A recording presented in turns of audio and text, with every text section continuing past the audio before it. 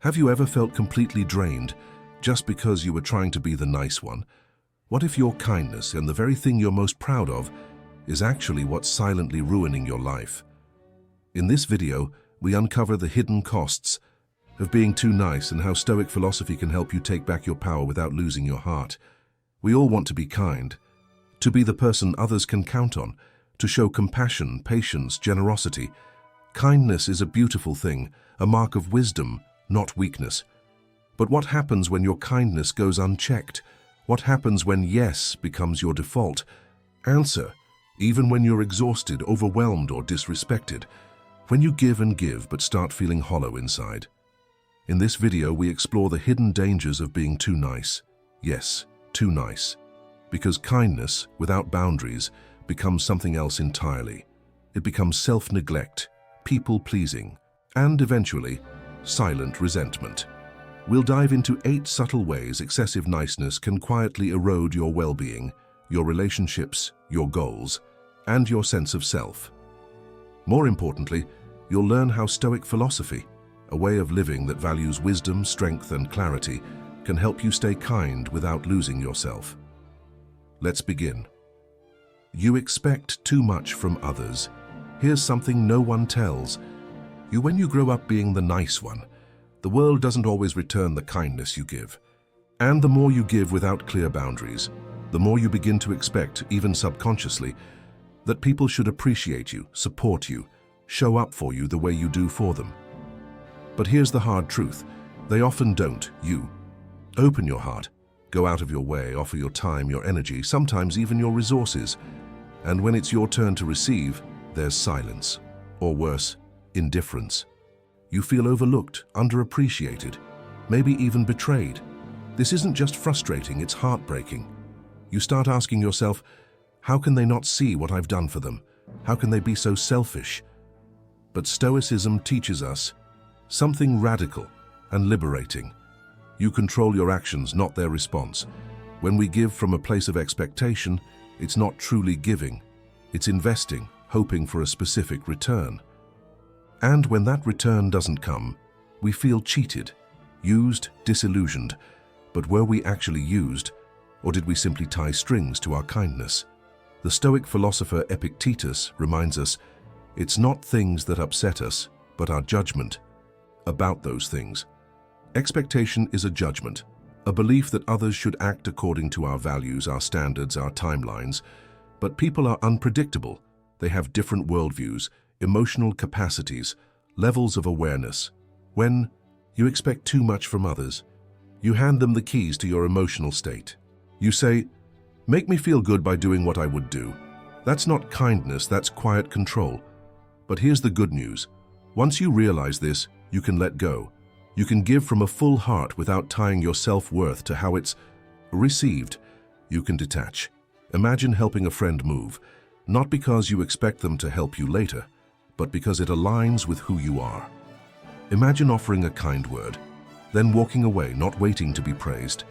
Imagine making space for others to be flawed, just like you, without taking their behavior personally.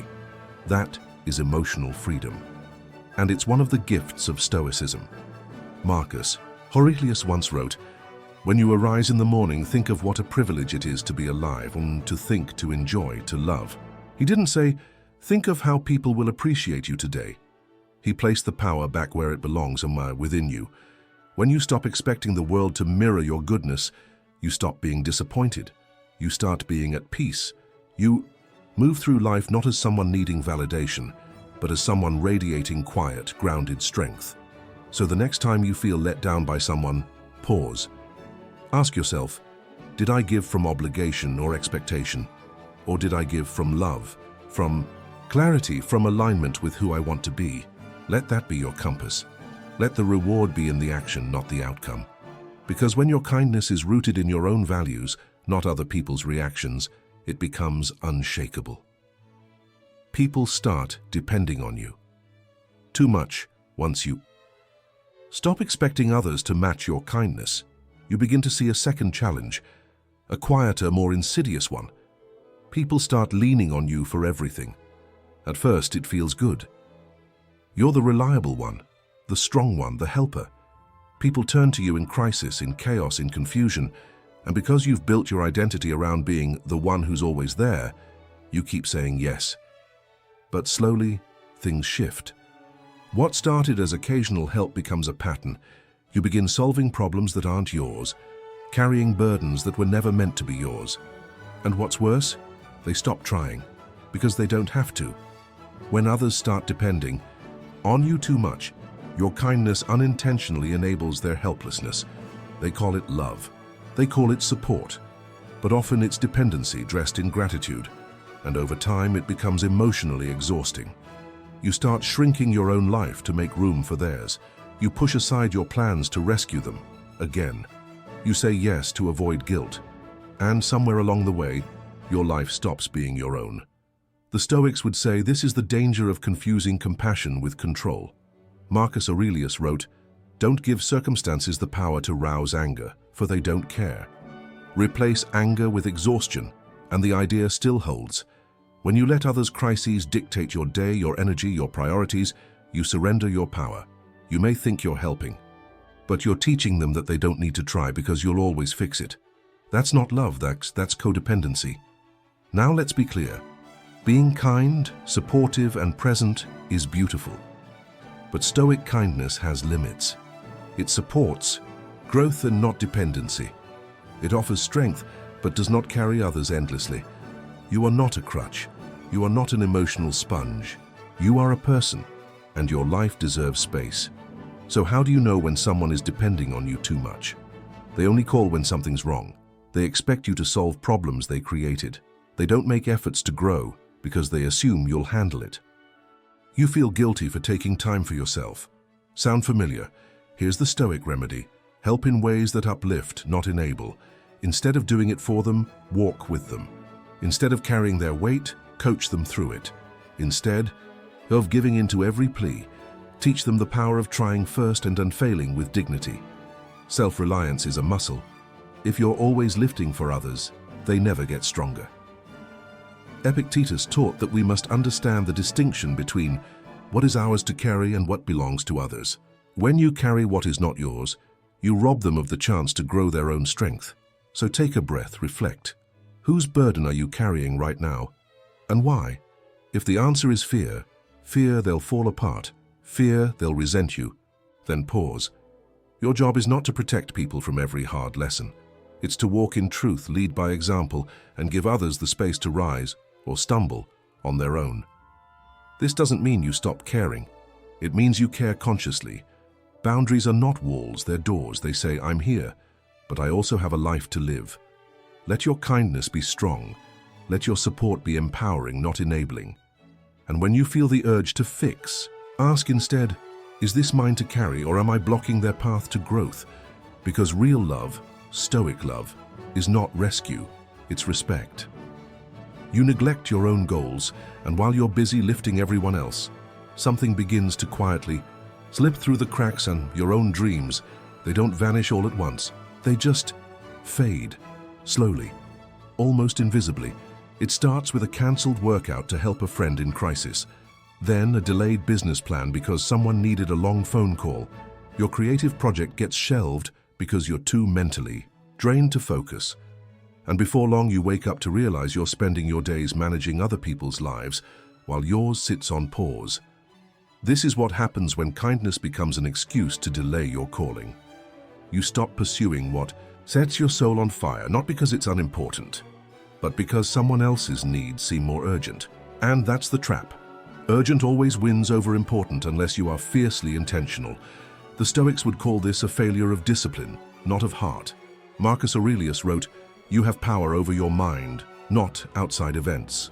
Realize this and you will find strength." What he meant was, your life is built by the choices you repeat, and if you consistently choose others over yourself, you're not living your life. You're living in reaction to theirs. Helping others is noble. But when your own purpose is starved of attention, your life becomes out of balance. And that imbalance leads to frustration, burnout, and even quiet resentment, not because others demanded it, but because you gave too freely, without structure. Think.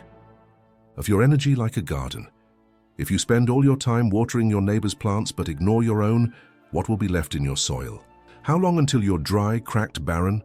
The Stoic path is not selfish, it's self-anchored. It says, yes, I will serve, yes, I will give, but not at the cost of my own clarity. Here's what's missing when you neglect your goals. You lose your sense of progress. You forget what excites you. You struggle to articulate your future. You feel useful to others, but lost to yourself. That's not service, that's sacrifice. And sacrifices made in silence often turn into bitterness. So how do you reclaim your goals without becoming cold or selfish? Simple. Schedule them like sacred appointments. Protect time for your writing, your training, your business idea, your inner peace, as fiercely as you'd protect a friend in need. Because that future version of you, the one who finishes the book, opens the clinic, runs the marathon, they need you now. The Stoics remind us, first say to yourself what you would be, and then do what you have to do. That means you begin with vision, and then take daily disciplined steps toward it. So tonight, ask yourself, what have I been putting off because I'm too busy being available to everyone else? Reclaim it, 1 hour at a time, one boundary at a time, because a life lived only in service of others, at the cost of your own mission, is not virtue. It's avoidance, and you were not born to just help others thrive. You were born to become something too. So don't wait for permission. Don't apologize for wanting more. Get back to building what matters to you. You get labeled as weak, and as you continue to put others first, pouring your energy into everyone else's needs, a subtle and painful perception begins to form.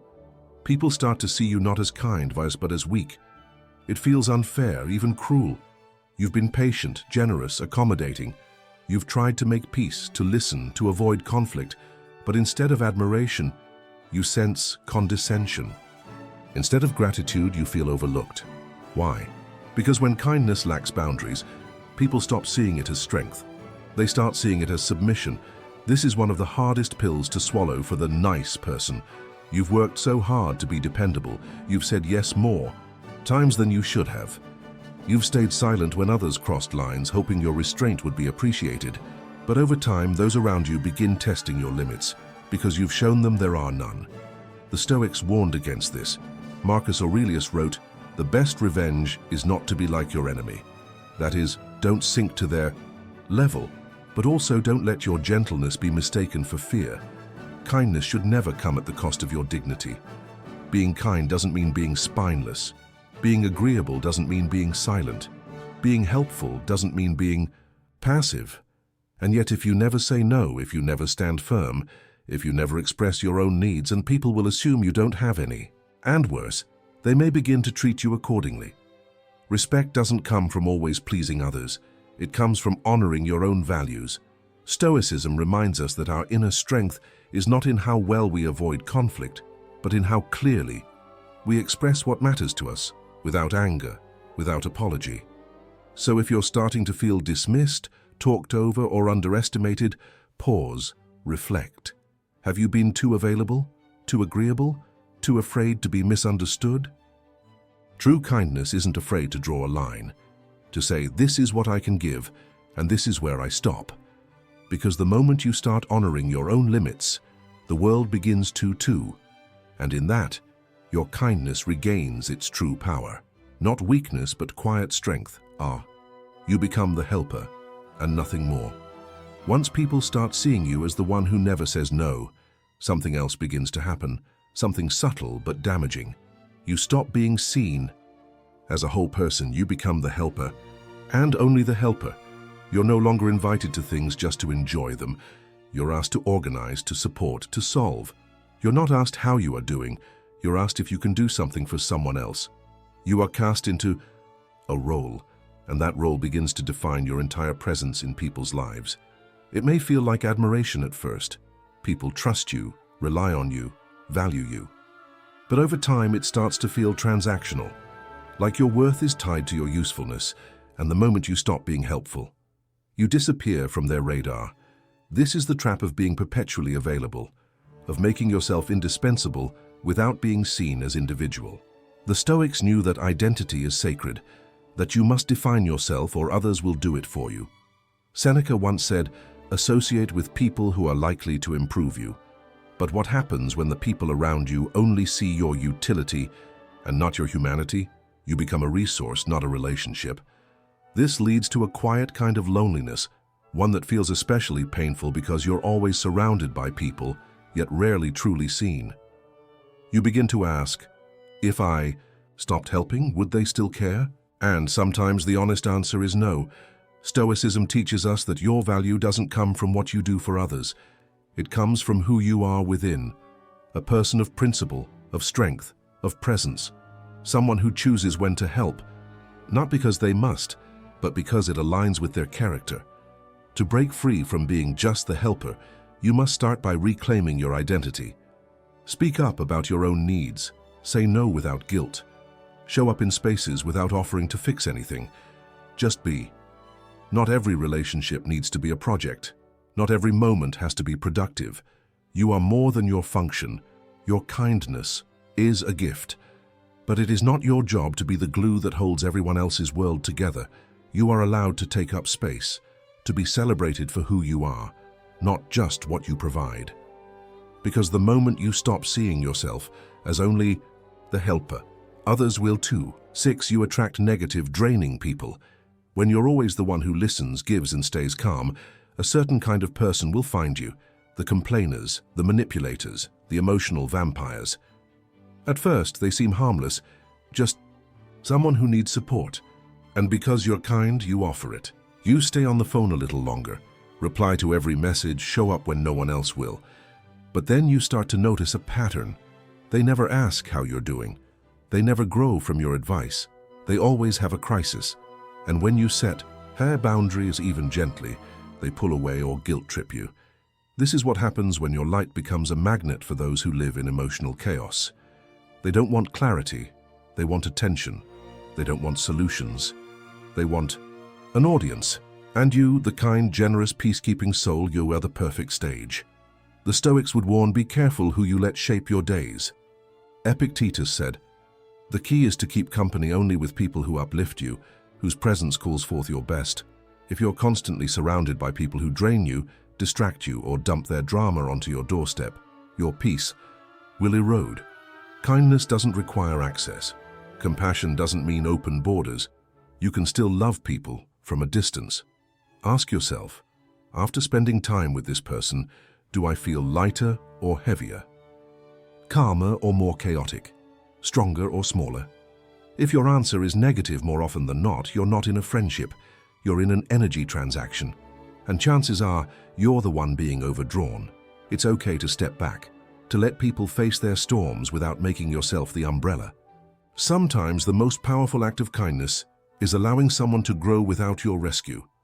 The Stoic path is about clarity, knowing what is yours to carry and what is not. So protect your inner peace. Guard your energy like it matters, because it does. You're not here to save everyone. You're here to live fully, love wisely, and give intentionally. And you cannot do that while you're being drained by those who only take. Choose peace over pity. Choose strength over sympathy. Choose your soul over someone else's noise, because the moment you stop feeding chaos, it starves. You develop unhealthy coping habits. And here's where the consequences of unchecked kindness get personal. Really personal. Because once your energy is depleted, your needs ignored, and your identity reduced to the helper, you'll inevitably look for a way to cope. But instead of facing the discomfort head-on, many kind-hearted people choose escape, not consciously, not maliciously, but quietly, slowly, through habits that numb rather than heal. It starts small. A little late-night scrolling to feel connected, a snack for comfort, a drink to unwind, another episode, another distraction, another hour lost to anything but stillness. And why? Because constantly putting others first leaves you last. And when you're always last, your nervous system screams for relief. You're not just tired, you're emotionally starved, you're seeking regulation, and so you reach for whatever dulls the ache.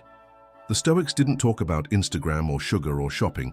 But they did talk about control, control of the self, discipline over impulse, clarity over escapism. Seneca wrote, "Most powerful is he who has himself in his own power." And when your life becomes a blur of pleasing, fixing, and performing, you lose that power. You become reactive, out of balance, and so you chase a false sense of balance in the moment.